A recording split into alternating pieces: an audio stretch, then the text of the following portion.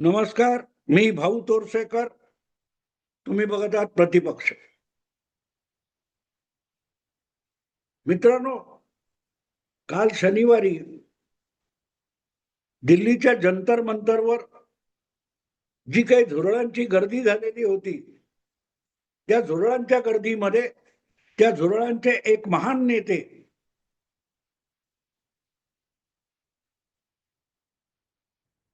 विश्वंभर चौधरी होते का मला माहित नाही, पण कदाचित उन्हाच्या कडाक्यासमोर निर्भय बनण्याची त्यांची हिंमत नसेल म्हणून गेले नसतील. पण त्यांच्या खांद्याला खांदा लावून झुरळ म्हणून वावरणारे पुण्यातले एक महान वकील असीम सरोदे हे तरी तिथे दिसतील, कारण त्यातून लोकशाही आणि संविधान वाचवण्याची प्रक्रिया चालणार होती. आणि म्हणून माझी अपेक्षा होती की निदान त्या गर्दीमध्ये दिल्लीच्या असीम सरोदे तरी दिसतील, पण ते काय दिसले नाही. आणि मी शोध घेण्याचा प्रयत्न केला. माझ्या वेगवेगळ्या पत्रकार, रिपोर्टर वगैरे जे मित्र आहेत त्यांच्याकडे मी चाचपणी केली की आमचे सुप्रीम कोर्टाच्या पेक्षाही सुप्रीम असलेले महान कायदे पंडित असीम सरोदे सध्या काय करतायत. संविधान वाचवण्याची इतकी अपूर्व संधी झुरळांनी दिली असताना ती न घेणारे असीम सरोदे गायब का आहेत. ते कॉक्रोच जनता पार्टीच्या पहिल्या आंदोलनापासून दूर का राहिले. खरं तर त्यांनी येऊन तिकडे निर्भय बनो म्हटल्यानंतर आणखीन कुठे सांदी कोपऱ्यात लपलेली झुरळ सुद्धा बाहेर आली असती आणि बघता बघता अख्खी दिल्ली झुरळांनी गिळंकृत केली असती. आम्ही शाळकरी वयात होतो तेव्हा एक शंभूराजे नावाचं एक नाटक भयंकर प्रसिद्ध होतं आणि त्यामध्ये काहीतरी एक औरंगजेबाच्या तोंडी एक वाक्य होतं, एवढं मला आठवतं स्पष्ट, की मुंग्यानी काय तो मुंग्यानी मेरू पर्वत तर गिळला नाही ना. म्हणजे मुंगीचा आकार किती आणि मेरू पर्वत म्हणजे पर्वत, पण तो मेरू पर्वत सुद्धा मुंग्या गिळू शकतात. त्याला असंभवातलं संभव म्हणतात. तसं झुरळांनी एकत्र येऊन देशातला आणि जगातला सगळ्यात मोठा पक्ष उद्ध्वस्त करून टाकण्याची इतकी सुंदर कल्पना होती आणि त्याचा फायदा उठवायचा सोडून आमचे असीम सरोदे कुठे गायब झालेत. जेव्हा पत्रकारांकडून आणि रिपोर्टर मित्रांकडून काही माहिती मिळत नाही असं दिसलं, तेव्हा मी सूत्रांचा हवाला घ्यायला सुरुवात केली आणि माझी जी वेगवेगळ्या ठिकाणी सूत्र आहेत त्या सूत्रांना हलवायला सुरुवात केली. बाबांनो, आमचे महान वकील गेले कुठे, ते जंतर मंतरवर का दिसले नाही. तेव्हा एका सूत्रांकडून मला असं कळलं की असीम सरोदे हे सध्या देशातलं संविधान आणि देशाची लोकशाही वाचवण्यासाठी कोलकात्यामध्ये गेलेले. कोलकात्यामध्ये काय मला कळलं नाही, कारण कोलकात्यामध्ये तर आता निवडणुका संपल्या आणि लोकांनी कधी नव्हे इतकं निर्भय होऊन मतदान केलं. असीम सरोदे आधी गेले असते तर कदाचित ममता दिदी जिंकल्या असता. की असीम सरोदे, विशंभर चौधरी अशी माणसं लोकांना जेव्हा निर्भय बनो सांगायला जातात तेव्हा लोक अधिक भयभीत होतात आणि मतदानाला घराबाहेरच पडत नाही. पण हे निर्भय बनोवाले बंगालकडे फिरकले नाहीत आणि 93% मतदान झालं. तेव्हा निर्भय आणि भय यातला फरक काय तो तुमच्या लक्षात यावा.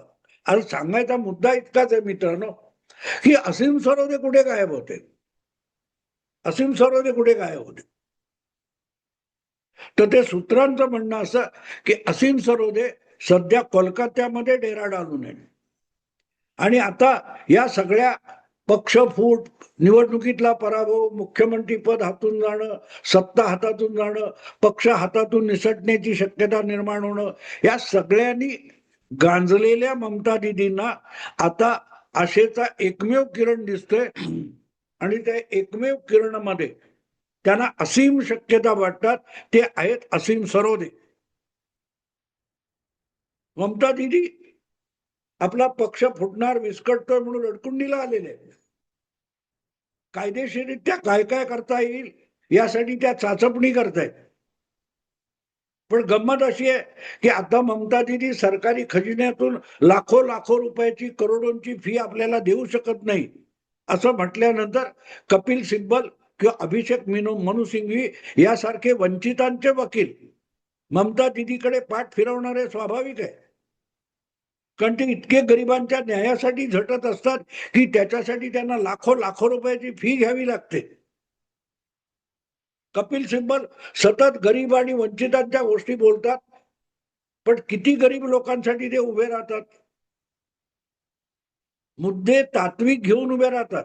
पण असो, तर आज ममता दिदीची अडचण अशी झालेली आहे की हातातून सत्ता गेली आहे, बंगालच्या राज्य सरकारचा खजिना हातातून गेलाय आणि त्यामुळे आपल्या हातातून पक्ष सुद्धा जाण्याची शक्यता असताना आपली केस कोर्टामध्ये, निवडणूक आयोगासमोर किंवा आणखीन कुठेही मांडायची, तर घटना तज्ञ कायद्याचा जाणकार वकील हवा असेल तर तो तगडी फी मागणार.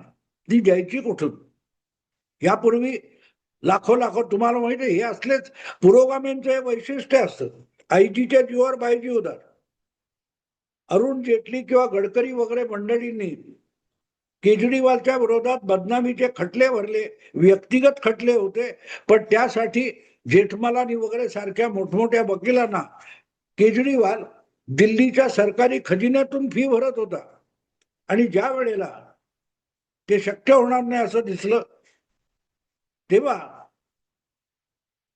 केजरीवाल यांनी सरळ माफी मागून टाकली. तेव्हा सांगायचा मुद्दा असा की आता संविधान वगैरे सगळं ठीक आहे हो, पण संविधान वाचवण्यासाठी जी फी लागते ती जर ममता दिदी देऊ शकणार नसेल, तर मग ममता दिदीला त्यांच्या तोडीस तोड असलेला पण कोर्टात उभं राहिल्यावर पाय लटपटणारा वकील, जो कोर्टात उभं राहून केस लढवू शकत नाही असा वकील शोधणं भाग आहे, जो मीडियामध्ये आपली बाजू तावातावाने मांडेल, जाहीर सभामध्ये, कार्यकर्त्यांच्या बैठकीमध्ये जो तावातावाने कायदेशीर शहाणपण सांगेल, पण कोर्टात उभं राहून युक्तिवाद ज्याला करता येत नाही असा वकील ममता दिदीनं शोधणं आवश्यक आहे.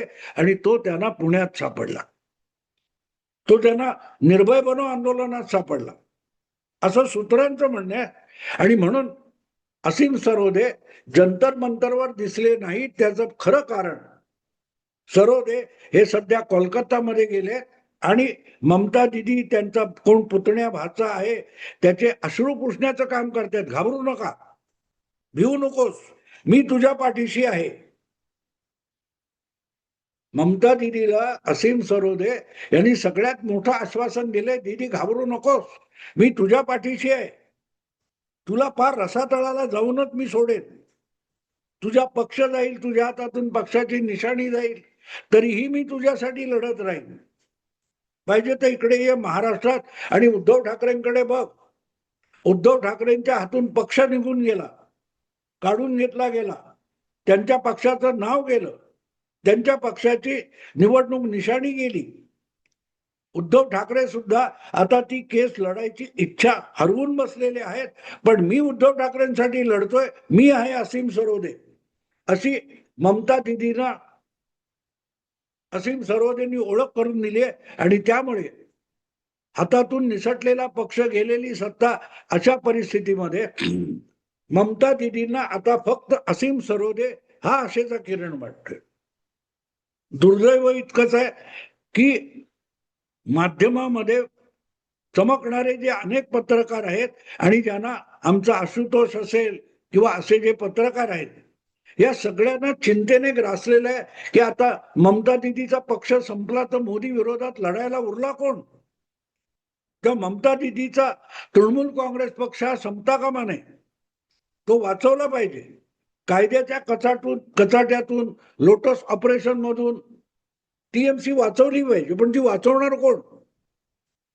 आणि गंमत बघा, एकदा हे प्रकरण सुरू झाल्यानंतर अशा विषयावर कपिल सिब्बल किंवा अभिषेक मनु सिंघवी चकार शब्द बोलायचे बंद झाले. कारण त्यांना कळलेलं आहे की सत्ता गेली, बंगालमध्ये नवा पक्ष नवा सत्तेत आलेला आहे, नवा मुख्यमंत्री आलेला आहे. त्यामुळे बंगालच्या राज्य सरकारच्या तिजोरीच्या किल्ल्या आता ममताच्या हाती राहिलेल्या नाही. त्यामुळे ममता दिदी आपल्याला हवी तितकी भरमसाठ फी देऊ शकत नसेल, तर तिच्यासाठी लोकशाही आणि संविधान वाचवणं ही आपली जबाबदारी उरत नाही.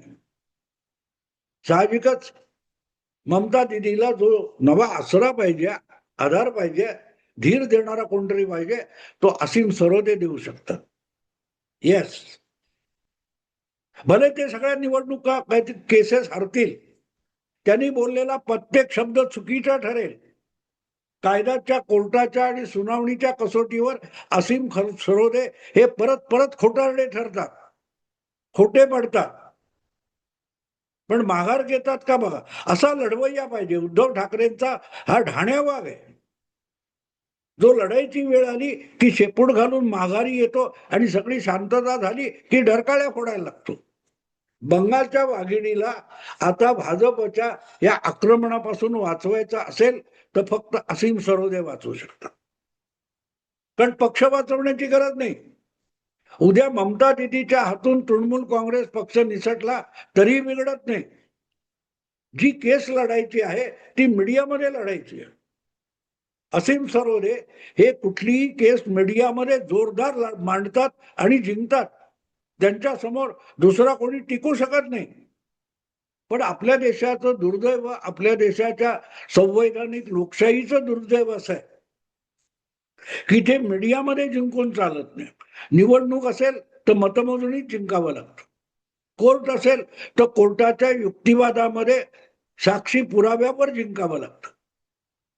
नुसताच युक्तिवाद किंवा नुकतीच भाषणबाजी करून जिंकता येत नाही, अशी आपली दुबळी लोकशाही आहे. अन्यथा असीम सरोदे आहेत, ते पुण्याचे बापट आहेत, यासारखी मंडळी या लोकशाहीला कुठच्या कुठे घेऊन गेली असते. पण आज गंमत काय आहे बघा मित्र, आजची गंमत अशी आहे की यांच्यासारखे इतके मोठे कायदेविद, कायदे पंडित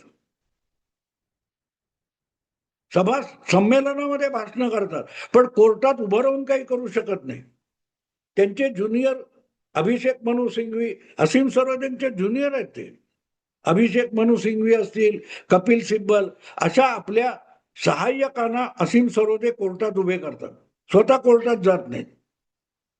कारण त्यांना माहितीये त्यांच्या कोर्टात जायची वेळ आली तर मग दुसऱ्या दिवशीच पक्षाचा निकाल लागेल, आपल्या अशिलाचा निकाल लागेल, तर आपण कोर्टात जायचं नाही, आपले चेले चपाटे पाठवायचे.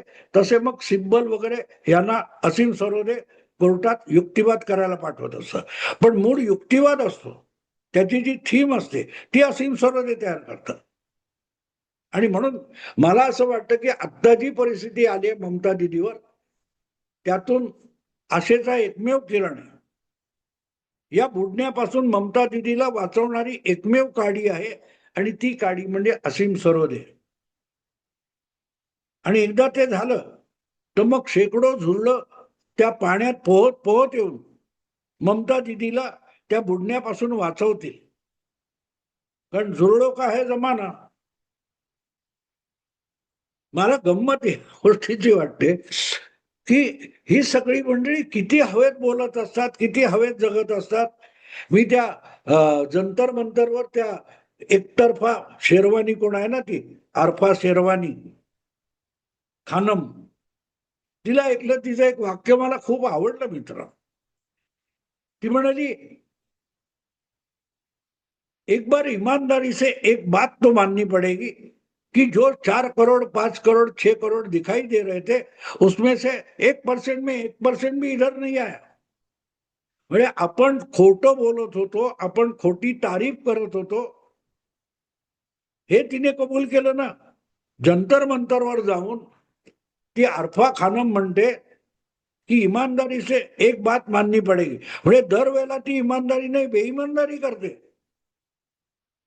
जंतर मंतरवर जाऊन कॅमेरा जे दाखवतोय त्याच्या समोर आणखीन खोटं बोलणं शक्य नाही. म्हणून आरफा खानम म्हणते की ईमानदारी से एक बात माननी पडेगी.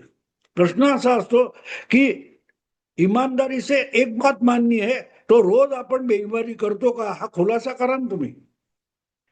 हर दिन हम तो बेईमानी से बातें करते, झूठी बातें बोलते, लेकिन आज ईमानदारी से कहेंगे कि ये कॉकरोच का पार्टी जो है वो कुछ सच नहीं है, उसमें दम नहीं है.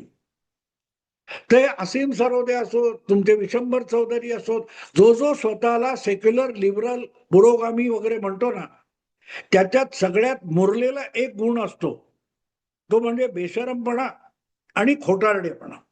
धारांत खोटारडेपणा करायची तुम्हाला जेव्हा एक आत्मविश्वास निर्माण होतो, त्यानंतरच तुम्ही पुरोगामी होऊ शकता. पुरोगामी होण्यास म्हणजे आजच्या काळातलं पुरोगामी मी बघितले ते एकापेक्षा एक प्रामाणिक होते. आजच्या काळामध्ये लिबरल किंवा पुरोगामी असणं म्हणजे सगळ्यात मोठा भामटा बदमाश असणं, अशी परिस्थिती आहे. म्हणजे डोळे झाकून आपण ज्याला खोटारडा ठरवू शकतो अशी वक्तव्य करेल, असं वर्तन करेल, त्याला आजकाल लिबरल म्हणतात, पुरोगामी म्हणतात.